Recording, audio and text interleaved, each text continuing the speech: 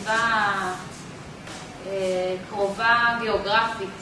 אפילו גם אם אני פותחת אינטרנט כדי למצוא לי צורות לשאוב מהן ולהעתיק אותן ואחר כך ליצור אותן כקולאז' חדש, אז אני תמיד רוצה שזה יחזור למקום שעוטף אותך פיזית, לסביבה ביתית, לעיצוב ביתי. דימויים דיגיטליים, מהאינטרנט, שעשיתי משקים של כל מיני דקורציות שראיתי והחדתי, חלקם כן ראיתי, כן נתקלתי בהם בכל מיני, התארחתי בכל מיני מקומות באירופה, אז ראיתי כל מיני קריות ישנות, אבל אני עושה משקים, אין לי קרית אחד.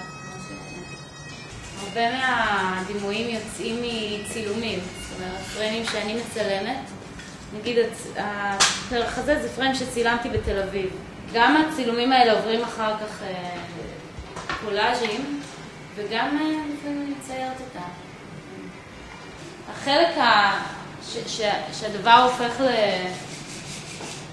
למוצר, אז זה חלק שנורא מעניין אותי, שהוא נסגר, שהוא כבר סגור. תמיד אני עושה אינסטליישן קיר ומשחקת בגבהים, וחלק מהשפה שלי.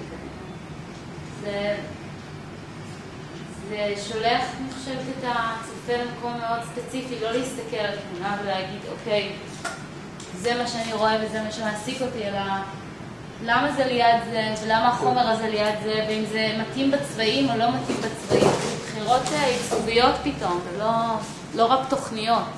קצת לשבור דימויים מעיצוב ביתי מוכר, עיצוב דודות כזה, לקחת מכל מקום קצת וליצור מזה דימוי מצחיק, דימוי שהוא גם יפה והוא גם צוחק על עצמו. הנראות שהדברים אפילו לפני שהם נעשים, לחפש להעתיק משהו שקיים, אבל לצקת לתוכו תכנים הרבה יותר טרשים, הרבה יותר בזויים.